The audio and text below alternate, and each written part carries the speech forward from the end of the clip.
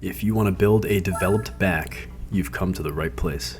In this video, I'll be showcasing all the exercises I've used to develop my back and also how and why I do them. Let's start with what I consider to be the bread and butter movements: pull-ups, rows, deadlifts and hinges, pull-downs, and shrugs. Let's start with pull-ups. This is going to be the main movement to work the upper back, but it also works the lats, traps, and even core to an extent. You'll want to start doing this in whichever way you can at first, and then you'll progress through the high rep bodyweight pull-ups and then onto weighted pull-ups when you're ready. I use a rep range of 5 to 10 on weighted pull-ups, and it's worked well for me.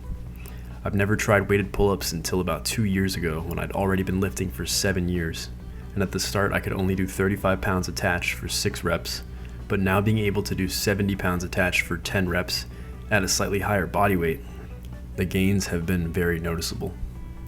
If you increase your weighted pull-up over time with decent form, it's pretty much inevitable that your back will grow. Rows. I've done all kinds of rows throughout my training: heavy barbell rows, cable rows, and machine rows at different gyms.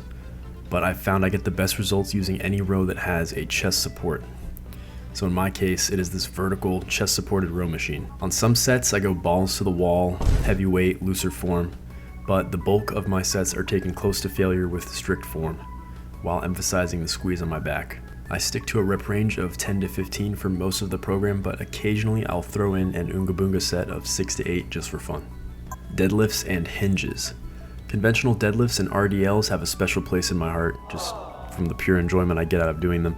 But I also see a heavy correlation with my back size and what I can pull on the conventional deadlift. The biggest my back ever was when I pulled 515 for 4. The deadlift will work your entire back along with your hamstrings and glutes, especially when performing RDLs.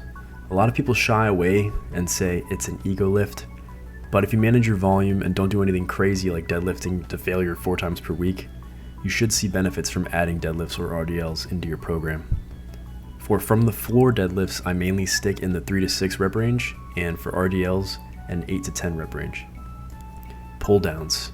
These are very similar to pull-ups, but it's good for extra volume after you've completed your harder sets of weighted pull-ups or deadlifts. Same with rows. I'll sometimes do these Oonga Boonga style for fun, but the bulk of my sets are done with a slower negative. I personally prefer to pull the bar right below my chin, but some people prefer a chest to bar range of motion on these.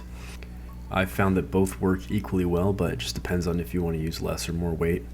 I personally enjoy my workouts less if I'm going super light on everything, so for me it's worth it to tack on some extra weight purely for the enjoyment of it. Big traps are part of a complete back, and although pretty much every exercise on this list will work the traps to some degree, I've noticed a big increase in my trap size when I started doing shrugs alongside everything else. I do heavier sets in the 8 to 12 rep range and back downs as high as 20 reps. If you work the back for a total of 10 to 20 sets per week, include all these different exercises, and eat in a caloric surplus, you will definitely see gains, even if you've already been training for a while.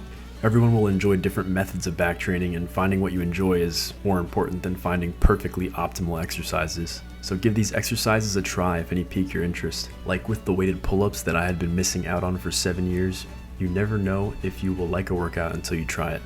Thanks for watching.